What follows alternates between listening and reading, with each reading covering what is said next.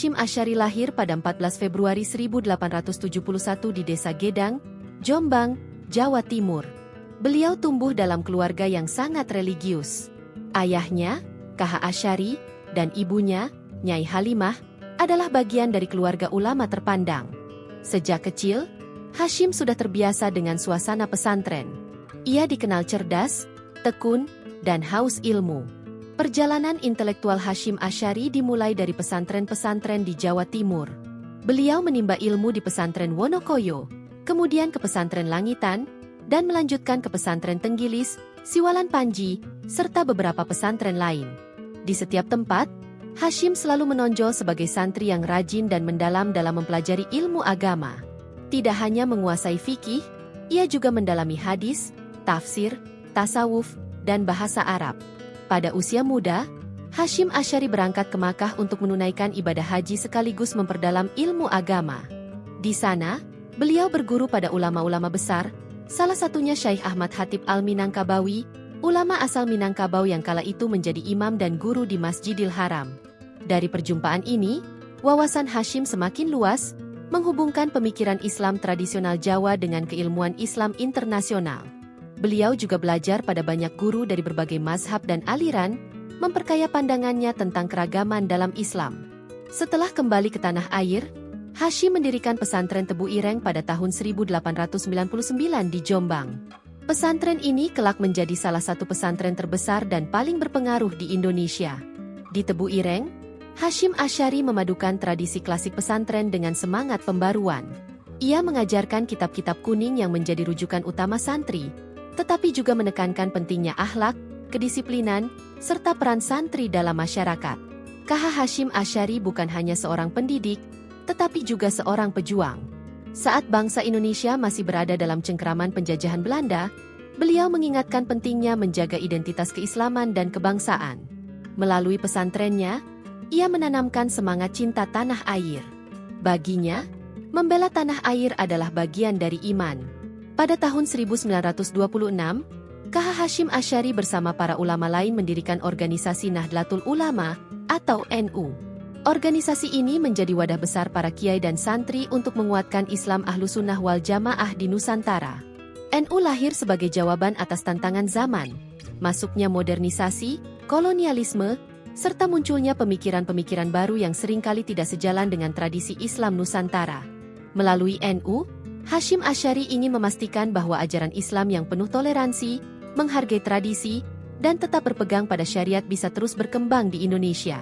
Peran Hasyim Asy'ari semakin besar ketika Jepang masuk ke Indonesia pada masa Perang Dunia Kedua. Awalnya, Jepang berusaha merangkul para ulama, tetapi Hasyim tetap berhati-hati. Ia tidak mudah dipengaruhi. Ketika kemudian Jepang semakin menekan dan memaksa rakyat Indonesia, K.H. Hasyim Asy'ari menunjukkan ketegasannya. Salah satu yang terkenal adalah peristiwa resolusi jihad.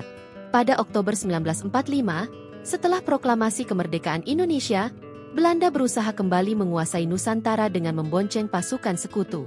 Dalam situasi itu, K.H. Hasyim Asy'ari bersama para ulama NU mengeluarkan seruan jihad. Resolusi jihad ini berisi fatwa bahwa membela tanah air dari penjajah hukumnya fardhu ain bagi setiap muslim di Indonesia. Fatwa inilah yang kemudian menjadi dasar moral dan spiritual bagi pertempuran besar 10 November di Surabaya. Semangat jihad yang dikobarkan para kiai membuat rakyat berani melawan meskipun hanya dengan senjata sederhana. K.H. Hasyim Asy'ari tidak hanya dikenal sebagai pendiri NU, tetapi juga sebagai penulis dan pemikir. Ia menulis berbagai kitab dan risalah keislaman. Salah satunya adalah Adabul Alim wal Muta'alim, yang membahas etika seorang murid dan guru dalam mencari ilmu. Kitab ini sampai sekarang masih dipelajari di banyak pesantren, karena memuat panduan akhlak dan adab yang relevan sepanjang masa. Dalam kitab itu, Hasyim menekankan bahwa keberkahan ilmu tidak hanya datang dari kecerdasan, tetapi juga dari sikap rendah hati, menghormati guru, dan mengamalkan ilmu dengan ikhlas. Beliau juga menulis risalah Ahlussunnah wal Jamaah, yang mempertegas posisi NU dalam menjaga ajaran Islam yang moderat. Selain itu, Hasyim banyak menulis surat, nasihat, dan pidato yang membakar semangat perjuangan sekaligus menuntun umat agar tidak kehilangan arah. Sebagai tokoh besar, K.H. Hasyim Asy'ari juga menghadapi banyak tantangan. Beliau pernah ditangkap Jepang pada tahun 1942 karena menolak memberikan penghormatan Seikei-rei kepada Kaisar Jepang. Bagi Hashim, sikap itu bertentangan dengan tauhid. Ia dipenjara dan mengalami penderitaan, tetapi sikap tegasnya memberi teladan bahwa seorang ulama harus berani mempertahankan keyakinan meskipun nyawa taruhannya. Di mata santri, KH Hashim Asy'ari adalah sosok yang penuh wibawa namun tetap rendah hati. Ia dikenal sangat sabar dalam mendidik, tetapi tegas terhadap prinsip. Setiap perkataannya selalu mengandung nasihat. Beliau sering mengingatkan agar santri tidak hanya mengejar ilmu, tetapi juga mengamalkan dalam kehidupan sehari-hari. Pada 25 Juli 1947, KH Hashim Asy'ari wafat di Jombang akibat stroke. Kepergiannya menjadi duka besar bagi bangsa Indonesia.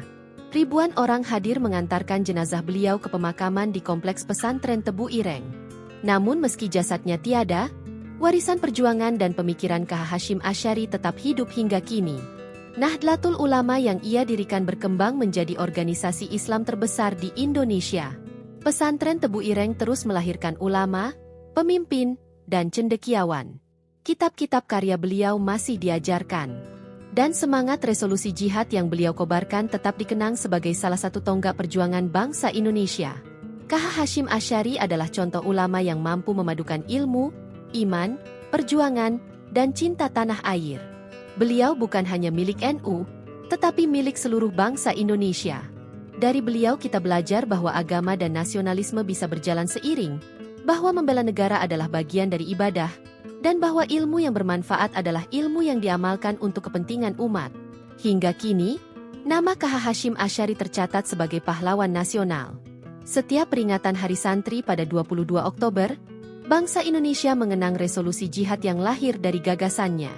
Sosoknya tetap menjadi inspirasi, tidak hanya bagi kalangan pesantren, tetapi juga bagi siapa saja yang mencintai Indonesia.